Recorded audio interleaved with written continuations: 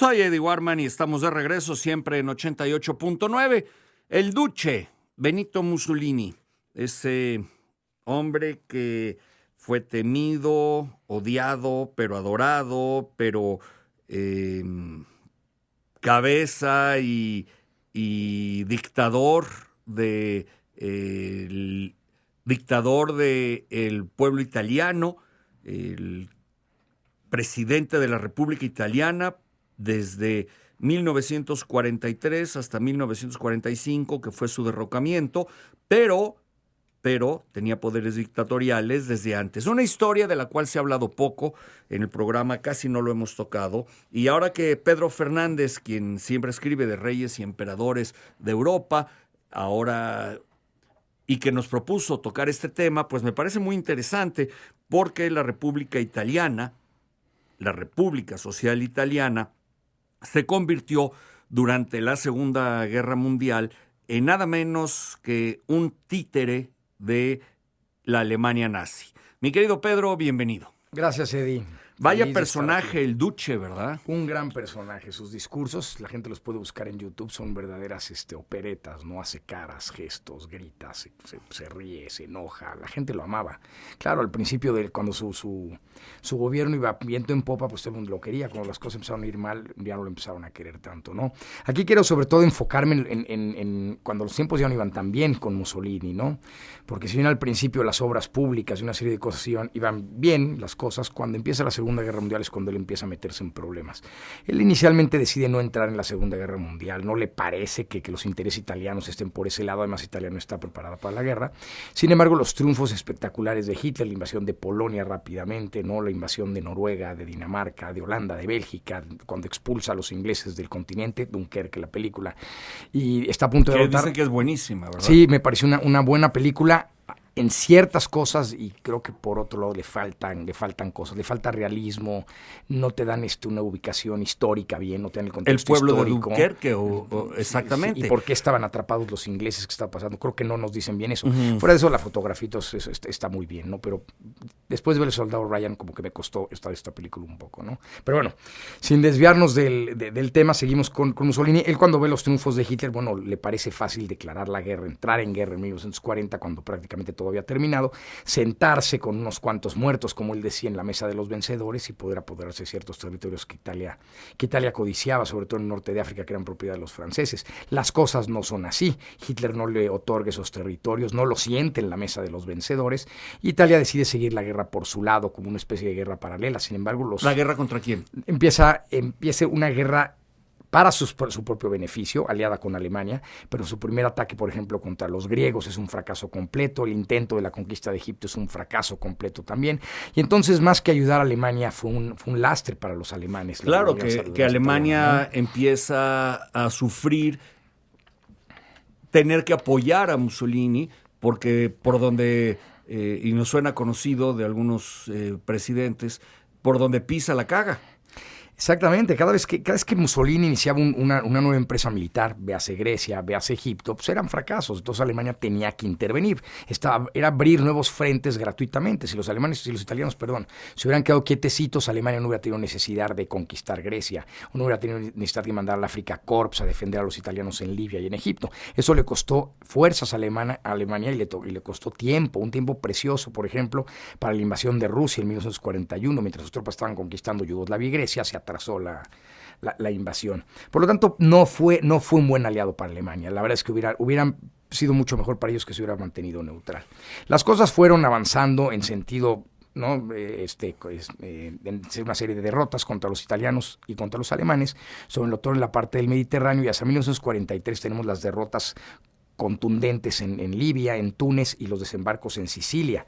Para este entonces, cuando los aliados llegan a Sicilia y empiezan sus preparativos para desembarcar en Italia, pues ya los italianos no están nada contentos con el régimen. Se ha bombardeado ya Roma, se bombardea continuamente las ciudades industriales del norte, como Turín, y entonces los italianos ya no están conformes con la guerra. Por otro lado, el jefe del Gran Consejo Fascista, que era el máximo órgano de gobierno, puesto que el rey Víctor Manuel III había cedido prácticamente todas sus prerrogativas como gobernador gobernantes a los fascistas, bueno, pues empieza a dudar de las capacidades de Mussolini para dirigir el país.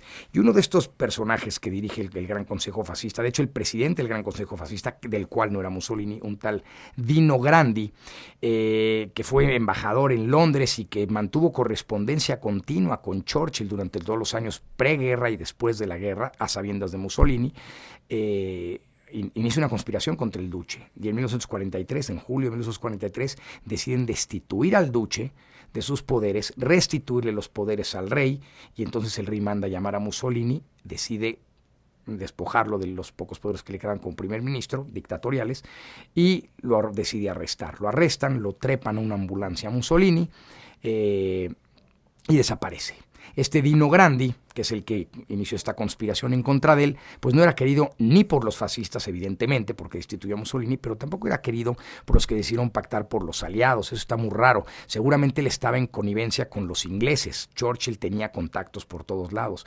Por lo tanto, al final decide huir, se escapa a Portugal y termina escapando a Brasil. Pero espérame, vamos por partes. Primero, ¿quiénes eran los fascistas? Los fascistas son el partido que había llegado al poder, un partido totalitario de ultraderecha que llega al poder en los principios de los años 20 en Italia. Y se mantuvo en el poder durante los siguientes 20 y tantos años, ¿no? Hasta 1943, que son expulsados del poder. Que es el Consejo Fascista que gobernaba el país como Consejo Ejecutivo, es el que al final decide deshacerse de Mussolini porque lo considera un obstáculo para el país, porque quieren ellos pactar con los aliados. Y los aliados deciden sobornar o estar en connivencia con algunos miembros de este Consejo Fascista para deshacerse de Mussolini. Ahora, ¿cómo llega Mussolini, perdóname que me regrese tanto, cómo llega Mussolini al poder en su primera etapa? Después de la Primera Guerra Mundial, Italia, como muchos países europeos, viven momentos muy complicados por la recesión después de la guerra, por la gran crisis que va a venir después del 29. En Italia no están contentos porque fue una guerra muy larga, muy costosa para recibir muy pocos beneficios y ni siquiera los beneficios que les habían prometido los ingleses. Los ingleses le prometieron a todo el mundo todo lo que querían oír. Les prometió a los judíos un estado en Palestina que no se les concedió después de la Primera Guerra Mundial. Les prometieron a los yugoslavos o a los serbios los mismos territorios que les prometieron a los italianos, les prometieron a los árabes territorios que tampoco les concedieron, Jordania, Siria, Líbano, Palestina, no se los concedieron, solo para que pelearan con ellos. Entonces en Italia había muchísimos problemas sociales y políticos a inicios de los años 20 y Mussolini aprovechó esta situación para montarse, ¿no? A río revuelto ganancia de pescadores, para montarse en esta crisis política con sus milicias totalitarias que aterrorizaban a los huelguistas comunistas en el norte de Italia y en otras ciudades, aprovecha para organizar una marcha sobre Roma. Esta marcha sobre Roma, que hubiera podido ser desbaratada por el ejército, asusta al rey, no quería un derramamiento de sangre, y decide nombrar primer ministro a Mussolini. ¿Y por qué se llamaba el duce? El duce es una palabra que se usaba en el Renacimiento en Italia. Los dux de Venecia eran duces. Es como líder, porque no es duque exactamente, ¿no? Es como un líder, como Führer en Alemania, que es el líder. Es como en Rumania con ducator, el caudillo en España. Es un tipo de traducciones. Por eso se le llamaba el duce. Y el poder lo fue adquiriendo básicamente por vías legales, porque se lo fue otorgando el Parlamento. Claro, el Parlamento, el ala izquierda del Parlamento, aterrorizada por los camisas negras de Mussolini, que eran sus milicias, y fue adquiriendo el poder poco a poco hasta que el rey fue permitiéndole que formara una dictadura, ¿no? Y tenía un poder incontestable. Claro, esto causó asesinatos políticos, encarcelamientos, desapariciones, todas estas cosas que suceden en las dictaduras, no cabe duda, ¿no? Y ahora sí, regresando hacia 1943. 1943. Termina casi la guerra. Faltan 2 años para que termine la guerra. Mussolini es destituido y lo desaparecen los italianos porque no saben bien qué hacer con él. Por un lado están negociando con los aliados la paz, pero los aliados exigen que a cambio de otorgarles la paz tienen que aliarse con ellos en contra de Alemania, pero no toda Italia está en favor de eso, de pelear al lado de los aliados. Y por otro lado temen los italianos que los alemanes rescaten a Mussolini de alguna manera. Por lo tanto lo empiezan a mover por varios lugares. Lo sacan primero a una isla cerca de Gaeta, que está muy cerca de Nápoles. Después lo llevan a la isla de Cerdeña y hay un servicio de inteligencia alemán muy eficaz, dirigido por un comando alemán al frente del cual está Otto Skorzeny, un personajazazo de la historia de la Segunda Guerra Mundial, que a lo mejor un día deberíamos de hablar de él. Él lo encuentra que lo mueven de Cerdeña a un centro alpino, un centro de esquí, que se llama el Gran Sasso, en los Apeninos. Está como a 3.000 metros de altura y la única manera de acceder a él es por un teleférico. Por lo tanto, ahí piensan los italianos que está seguro. Los alemanes lo encuentran y planean rescatarlo de ahí. Es un rescate que es una aventura, es una hazaña deportiva prácticamente, porque paracaídas no podían usar, paracaidistas porque el aire es muy delgado ahí, entonces no les funcionan bien. Planeadores también es muy complicado, pero se la juegan con planeadores. Y entonces, en lo que los italianos se dan cuenta, en menos de 4 minutos aterrizan planeadores alemanes, saltan de ellos los paracaidistas alemanes, de los planeadores, ametrallador en mano, gritando mani en alto, para que los italianos se rindieran. Los agarraron aparte de la comida. Los italianos, antes de saber qué pasaba, ya habían entrado al hotel que estaba ahí y habían rescatado a Mussolini, ¿no? Una acción rapidísima. Ahora, para sacarlo fue un problema, porque se pensaba bajarlo a un aeropuerto que había muy cerca de ahí, que habían tomado unos paracaidistas, y de ahí recibir unos aviones que venían de Roma y sacarlo mediante unos aviones. Sin embargo, nunca se pudieron comunicar con Roma, en ese tiempo ya en poder de los alemanes tras la caída de Mussolini, y por lo tanto deciden sacarlo de ahí en un Storch, un avión llamado Cigüeña, desde imagínate, una plataforma en medio de la montaña, dificilísimo el despegue, pero se logra el despegue. Se llevan a Mussolini a Viena. Se encuentra con Hitler, se abrazan, les da mucho gusto a los dos dictadores reencontrarse, pero Mussolini lo único que quiere es ya salir, ¿no? O sea, ya terminó su chamba para él, pero Hitler tiene otros planes. Hitler tiene los planes de restituirlo en el poder en el norte de Italia, y ahí se crea la República Social Italiana, o República de Salò, porque la capitalidad estaba en el pueblo de Salò, un pueblito del norte. Y ahí Mussolini, manejado por los alemanes, cada vez con menos libertad de acción, dirigido por los alemanes, controlado por ellos, las milicias fascistas también están peleando, se une a la causa alemana finalmente, ¿no? Ya en sus últimos años, y une sus destinos irreparablemente a los alemanes en esta última etapa. Pero, de la a guerra. ver, espérame, cuando él es destituido hacia 1943, el duce Mussolini, soy Eddie Warman y platico con Pedro Fernández, cuando el duce es destituido, ¿el rey se queda con los poderes absolutos o quién sube al poder? Y segundo, ¿quién es el que manipulaba la presencia del duce? ¿Quién lo escondía? ¿Quién se lo llevaba para que los mismos nazis no lo atraparan? En un primer momento, el rey destituye a Mussolini y le otorga el puesto que tenía Mussolini de primer ministro al mariscal Badoglio. El mariscal Badoglio estaba en muy malos términos con Mussolini hacia el final. Por lo tanto, el mariscal Badoglio decide pactar con los aliados, claro, con la bendición del rey Víctor Manuel II.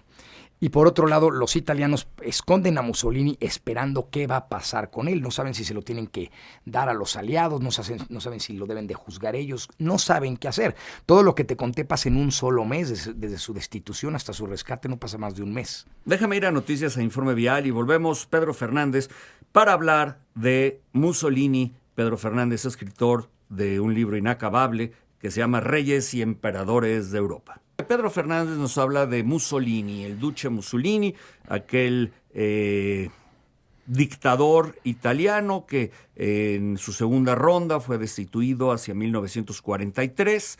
Creo que es un 12 de septiembre, ¿no? Cuando lo destituyen, los alemanes lo quieren rescatar porque quieren manejarlo como títere para, gracias a la buena amistad que tenía con el mismo Hitler, lo quieren manejar para sus fines de expansión y de dominio.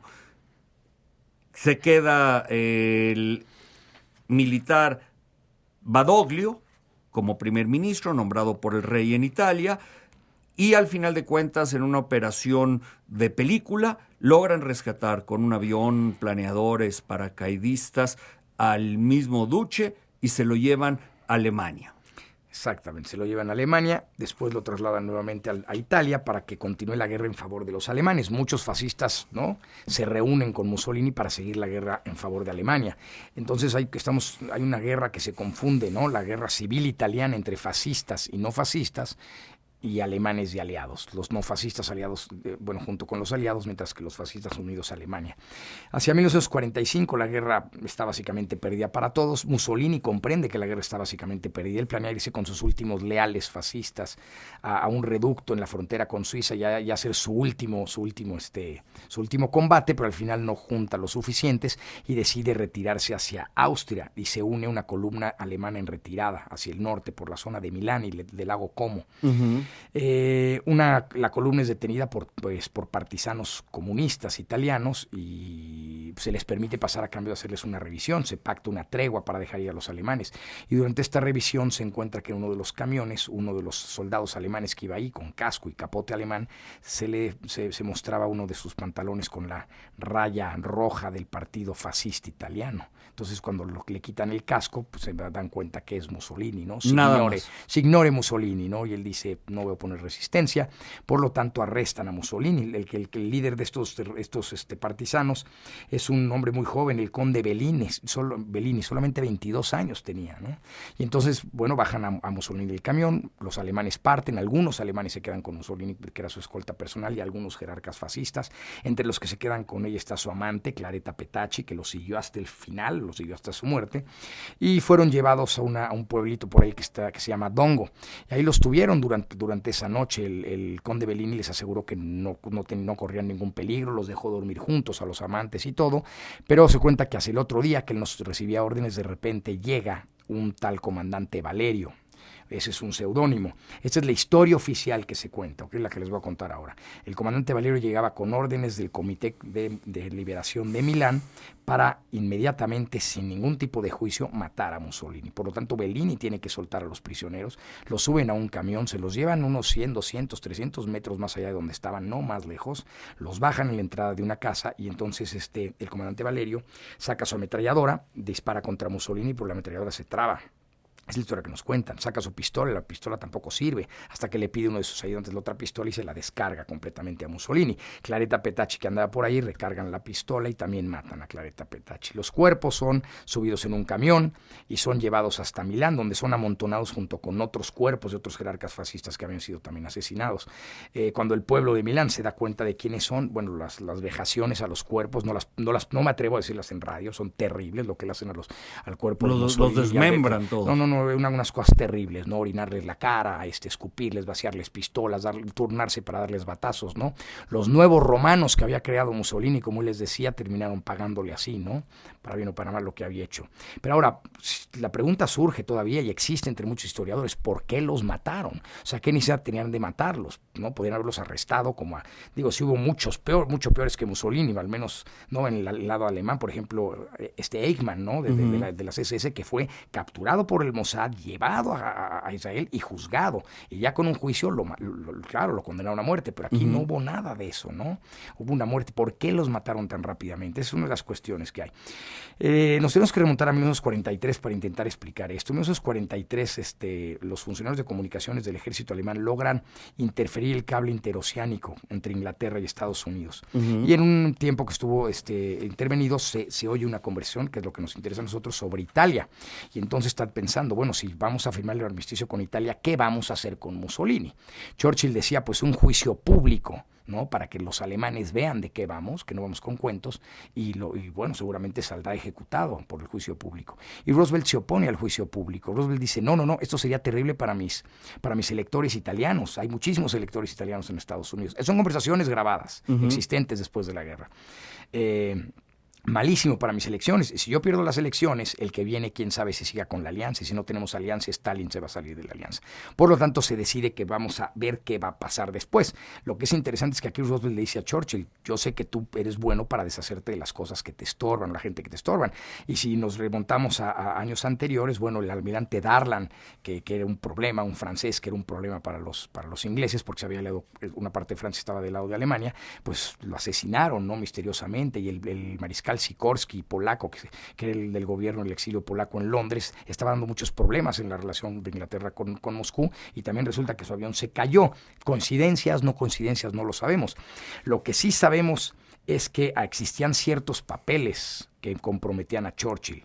Estos papeles los llevaba en una bagueta, en un portafolio Mussolini cuando lo rescaten. Las fotos del rescate de Scorsese, sale ese portafolio, que te puedes preguntar, bueno, ¿qué llevaba? ¿No? Lo habían secuestrado. ¿Qué llevaba en los papeles? Bueno, llevaba documentos que comprometían muchas cosas. Una parte se los da a su esposa para que cruce libremente hacia Suiza cuando termina, y la otra parte parece que se la queda a él y termina en manos, de alguna manera, termina en manos del mismo que lo rescató, Otto Skorzeny.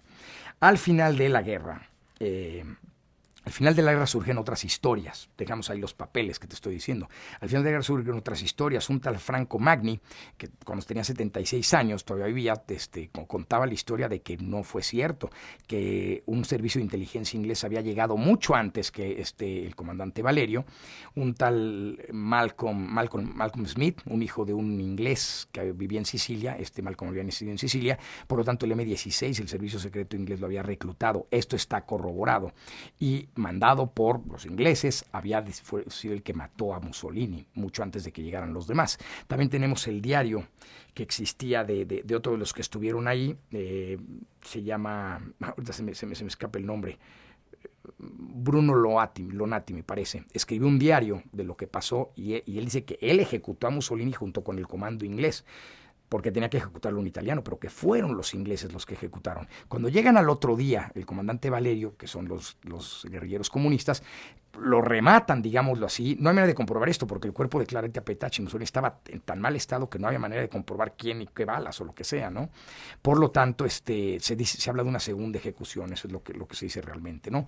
Hacia 1952, que Churchill quiere reelegirse, empiezan a circular rumores de sus tratos y de esos papeles que existían. Por lo tanto, hay una entrevista entre Skorzeny y Churchill en Venecia, donde se intercambian los papeles. Skorzeny le da los papeles a Churchill y, curiosamente, a partir de 1952 empiezan a ser liberados una gran cantidad de prisioneros ex-SS alemanes que Skorzeny estaba buscando de tratar de... Para matarlos. De liberarlos. Fueron liberados. Fueron liberados por los ingleses. Muchísimos prisioneros ex-SS que existían a cambio de estos papeles, ¿no? Es una historia que luego podemos ampliar mucho más, porque Skorzeny es un personaje, fue amante de Evita, de Argentina, imagínate, por ejemplo, ¿no? Qué buen tema este, ¿eh? Sí, bueno. Es de película. Es una película, pero como son los malos, no les hacemos película. Dicen que la cara del Duce fue reproducida en muchos cuadros y cuando los agarran, los cuerpos fueron colgados, eran muy fácil de reconocerlos, los de él y Petacci, su amante, y fueron colgados en el armazón de una gasolinera de Milán. Y que así los encontraron los militares americanos. Cuando llegan los americanos así los encuentran y los descuelgan, ¿no? Los descuelgan para enterrarlos. Mientras que supuestamente el Comité de Liberación Nacional los entierra, o lo entierra él en el cementerio mayor de Milán, pero donde estaban otros fascistas, otros líderes fascistas, sí. Hacia 1945, pero la tumba no tenía nombre y solo se le identificaba por el número 384. 384. Y por ahí hay rumores, ¿no? Bueno, se dice también que al final fueron encontrados sus restos y llevados a su pueblo natal, allá en Predapio, en 1957, me parece. Pero no es del todo esto cierto, porque no querían hacer un centro de peregrinaje del neofascismo, ¿no? Y luego que unos fascistas se llevaron el cuerpo, nunca se supo el destino, pero que lo llevaron a una isla en el lago de Lugano, en Suiza y Milán. Son varias historias que circulan acerca de eso. Sí, hay varias versiones. ¿Qué personaje? Sí, querido Pedro Fernández, ¿dónde te localizamos? Eddie, me pueden tuitear, Pedro-historia, o en mi correo pedrofdz67@hotmail.com. Otra vez, Pedro. Pedro FDZ como Fernández 67, cuando nací, @hotmail.com.